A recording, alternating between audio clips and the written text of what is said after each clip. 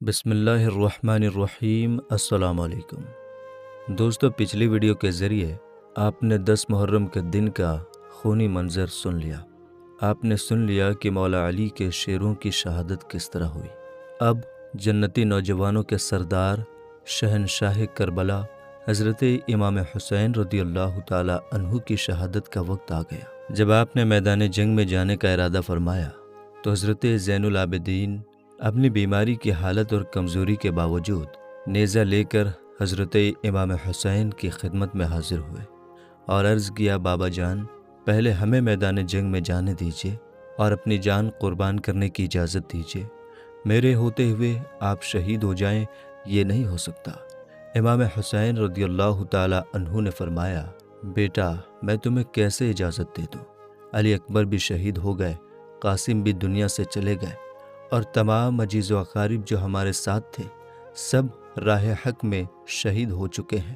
میں تمہیں اجازت دے دوں تو خواتین اہل بیت کا کوئی دیکھ ریکھ کرنے والا نہیں رہ جائے گا۔ ان کو مدینہ کون پہنچائے گا؟ تمہاری ماں بہنوں کی حفاظت کون کرے گا؟ میرے پیارے بیٹے، تمہیں زندہ رہنا ہے، تمہیں شہید نہیں ہونا ہے، ورنہ میری نسل کس سے چلے گی؟ میرے باپ داداؤں کی جو امانتیں میرے پاس ہیں وہ کس کو سونپی جائے گی؟ میرے لگتے جگر، یہ ساری امیدیں تمہاری ذات سے جڑی ہیں۔ دیکھو، میری طرح صبر و استقامت سے رہنا، راہ حق میں آنے والی ہر تکلیف و مصیبت کو برداشت کرنا، اور ہر حالت میں اپنے نانا جان صلی اللہ تعالیٰ علیہ وسلم کی شریعت اور ان کی سنت کی پیروی کرنا۔ میرے بعد تم ہی میرے جانشین ہو، تمہیں میدان جنگ میں جانے کی اجازت نہ ہے۔ پھر امام حسین رضی اللہ تعالیٰ عنہ نے ان کو تمام ذمہ داریاں سونپ کر اپنی دستار مبارک اتار کر ان کے سر پر رکھ دی اور انہیں بستر پر لٹا دیا۔ اب امام پاک اپنے خیمے میں تشریف لائے، صندوق کھولا اور تبرکات میں سے اپنے نانا جان صلی اللہ تعالیٰ علیہ وسلم کا امامۂ مبارک سر پر باندھا اور سید الشہداء حضرت امیر حمزہ کی ڈھال پشت پر رکھی، شیر خدا کی تلوار ذوالفقار گلے میں لٹکائی اور جعفر طیار کا نیزہ ہاتھ میں لیا۔ اور اس طرح جب آپ تیار ہو گئے، بیویوں نے جب اس منظر کو دیکھا تو ان کے چہروں کے رنگ اڑ گئے اور ان کی آنکھوں سے موتی ٹپکنے لگے۔ حضرت زینب نے آنسو بہاتے ہوئے کہا، پیارے بھیا۔ بیویوں نے درد میں ڈوبی ہوئی آواز سے کہا، ہمارے سرتاج۔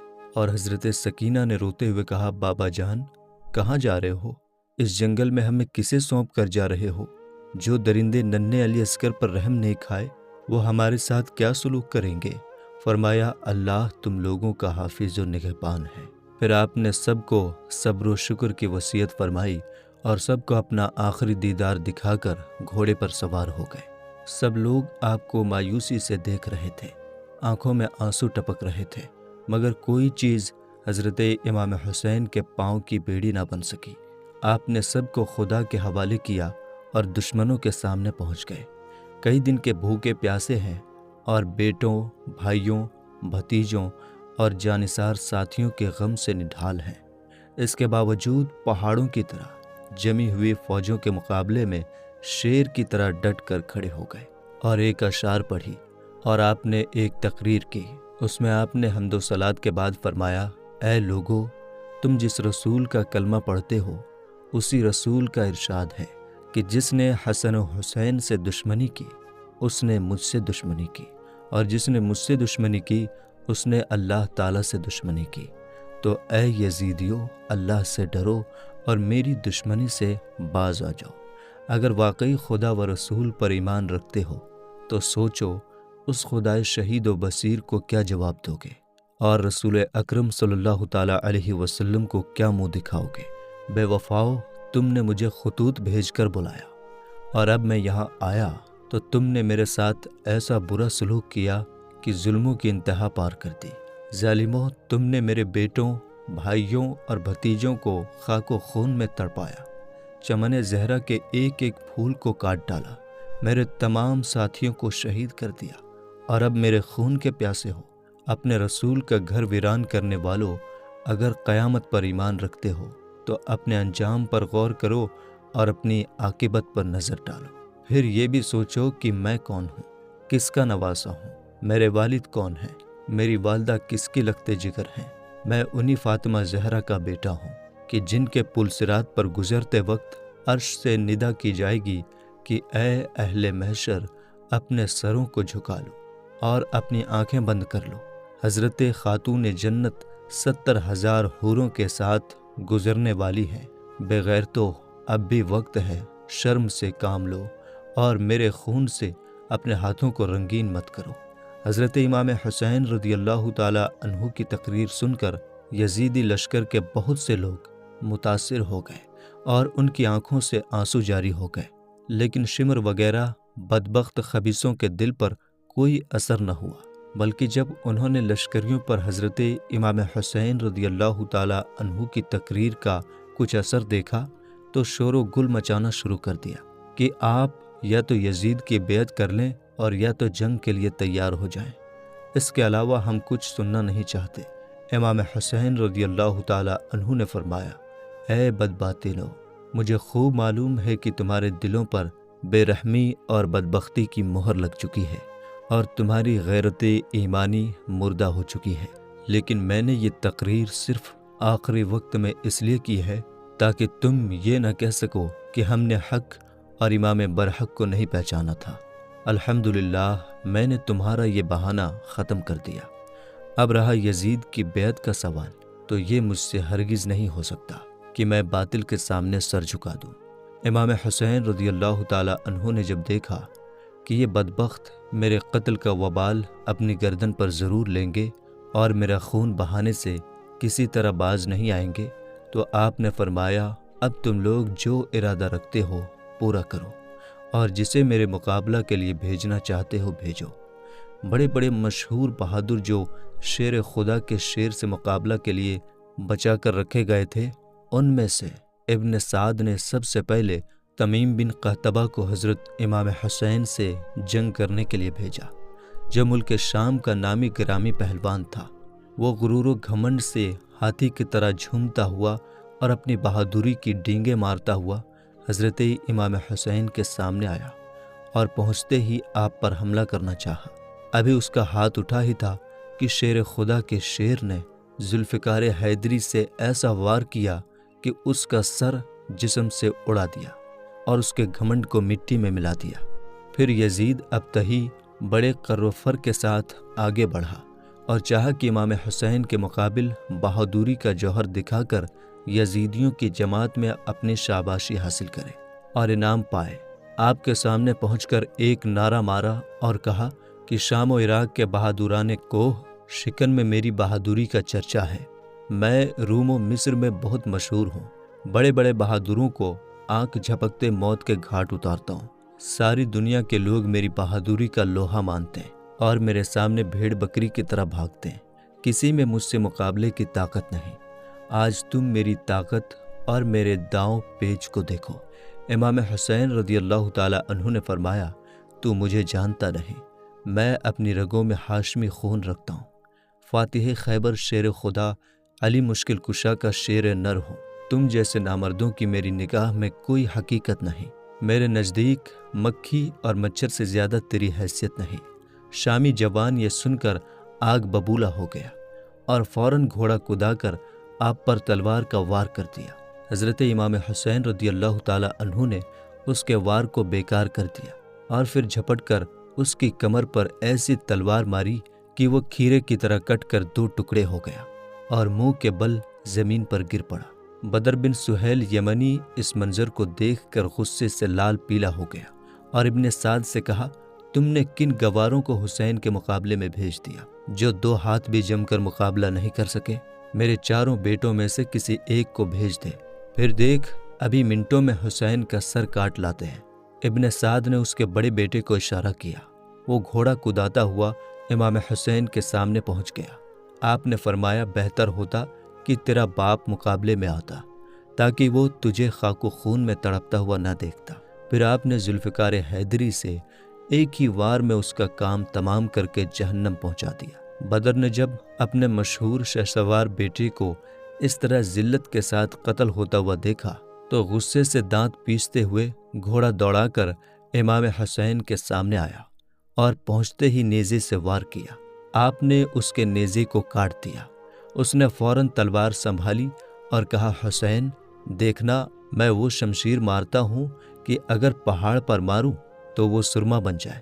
یہ کہتے ہوئے امام حسین پر تلوار چلا دی۔ آپ نے اس کے وار کو خالی کر دیا اور اس پر ذوالفقار کا ایسا بھرپور ہاتھ مارا کہ بدر کا سر کٹ کر گیند کی طرح دور جا کر گرا۔ اس طرح شام و عراق کے ایک سے ایک بہادر حضرت امام حسین کے مقابلے میں آتے رہے، مگر جو بھی سامنے آیا آپ نے اسے موت کے گھاٹ اتار دیا۔ کوئی ان میں سے زندہ بچ کر واپس نہیں گیا۔ شیر خدا کے شیر نے 3 دن کا بھوکا پیاسا ہونے کے باوجود شجاعت و بہادری کے وہ جوہر دکھائے کہ زمین کربلا میں بہادران کوفہ و شام کا کھیت بو دیا۔ کسی کے سینے میں نیزہ مارا اور پار نکال دیا، کسی کو نیزہ کی نوک پر اٹھا کر زمین پر پٹک دیا، اس کی ہڈیاں ٹوٹ گئیں، کسی کا پٹکا پکڑ کر زمین پر گرا دیا اور گھوڑے کی ٹاپوں سے اس کو روند ڈالا، کسی کی کمر پر تلوار ماری تو وہ 2 ٹکڑے ہو کر زمین پر گرا، کسی کی گردن پر ذوالفقار حیدری چلائی تو اس کا سر بیل کی طرح لڑکتا ہوا چلا گیا، اور کسی کے سر پر تلوار آبدار ماری تو زین تک کٹ گیا۔ غرض کی امام حسین رضی اللہ تعالی عنہ نے دشمنوں کی لاشوں کا انبار لگا دیا۔ بہادران شام و عراق کے خونوں سے کربلا کے پیاسے ریگستان کو سیراب کر دیا۔ بڑے بڑے بہادر اور مشہور جنگجو پہلوان موت کے گھاٹ اتر گئے۔ آپ کی ہیبت و شجاعت سے دشمنوں کے دل تھرا گئے اور بڑے بڑے گھمنڈیوں کے چھکے چھوٹ گئے۔ دشمنوں کے لشکر میں شور مچ گیا کہ جنگ کا یہ انداز رہا تو ہماری جماعت کا ایک سپاہی بچ کر نہیں جا سکے گا، سب کی عورتیں بیوہ ہو جائیں گی اور سارے بچے یتیم ہو جائیں گے، لہٰذا اب موقع مت دو اور چاروں طرف سے گھیر کر حملہ کرو۔ روباہ صفت یزیدی جب دست بدست کی جنگ میں بری طرح شکست کھائے تو انہوں نے یہی طریقہ اپنایا کہ ہزاروں نے چاروں طرف سے گھیر کر حملہ کرنا شروع کر دیا۔ اب سینکڑوں تلواریں ایک بار میں چلنے لگیں، 50 نیزے آپس میں ٹکرانے لگے اور دشمن بڑھ بڑھ کر امام حسین پر وار کرنے لگے۔ ادھر آپ کی تلوار جلال حیدری کی تصویر اور لا سیف اللہ ذوالفقار کی تفسیر بنی ہوئی تھی۔ آپ چمکتی ہوئی تلوار کے جوہر دکھا رہے تھے، جس طرف حملہ کرتے پرے کے پرے کاٹ ڈالتے اور دشمنوں کے سروں کو اس طرح اڑاتے جس طرح پتجھڑ کے موسم میں پتے گرتے ہیں۔ ابن سعد کو جب اس طرح کی جنگ میں بھی کامیابی کی امید نظر نہ آئی تو اس نے حکم دیا کہ چاروں طرف سے تیروں کی بارش کی جائے اور جب خوب زخمی ہو جائیں تب نیزوں سے حملہ کیا جائے۔ تیر اندازوں نے آپ کو چاروں طرف سے گھیر لیا اور ایک وقت میں ہزاروں تیر کمانوں سے چھوٹنے لگے اور تیروں کی بارش شروع ہو گئی۔ گھوڑا اس طرح زخمی ہو گیا کہ اس میں کام کرنے کی طاقت نہ رہی۔ مجبوراً حضرت امام حسین کو ایک جگہ ٹھہرنا پڑا۔ ہر طرف سے تیر آ رہے ہیں اور امام مظلوم کا جسم اقدس تیروں کا نشانہ بنا ہوا ہے۔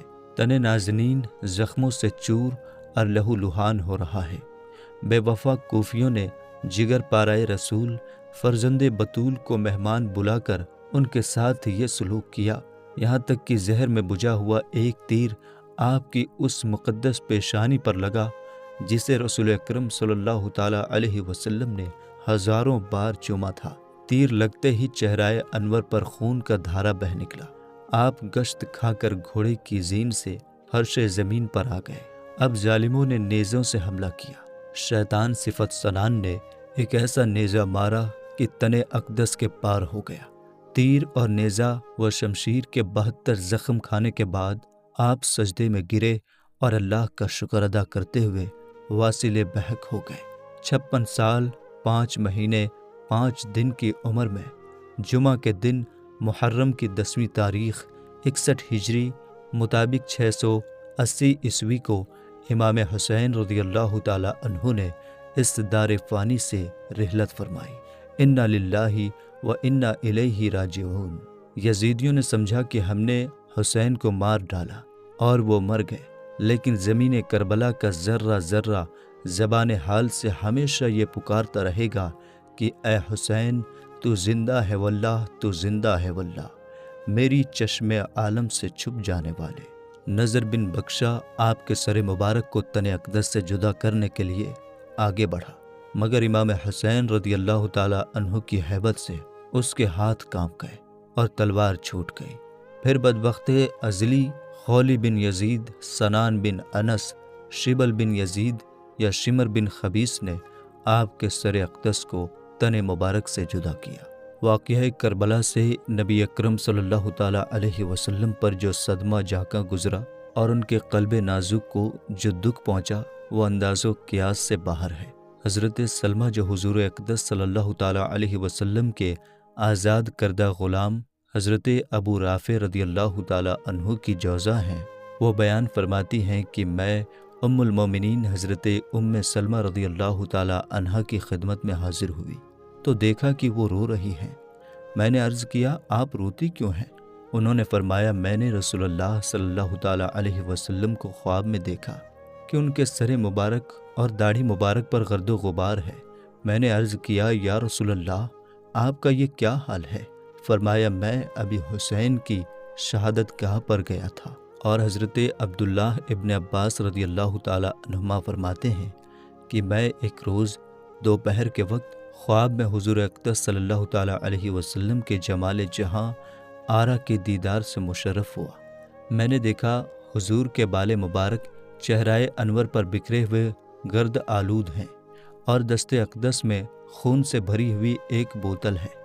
میں نے عرض کیا، یا رسول اللہ، میری جان آپ پر فدا اور میرے ماں باپ آپ پر قربان ہوں، یہ بوتل کیسی ہے اور اس قدر رنج و مال کیوں ہے؟ ارشاد فرمایا کہ اس بوتل میں میرے نور نظر حسین اور ان کے جانثار ساتھیوں کا خون ہے جسے میں آج صبح سے اٹھا رہا ہوں۔ اور حضرت ابن عباس رضی اللہ تعالی عنہما فرماتے ہیں کہ میں نے اس وقت اور تاریخ کا یاد رکھا۔ کچھ دنوں کے بعد جب خبر آئی تو معلوم ہوا کہ حضرت امام حسین اسی وقت شہید کیے گئے تھے۔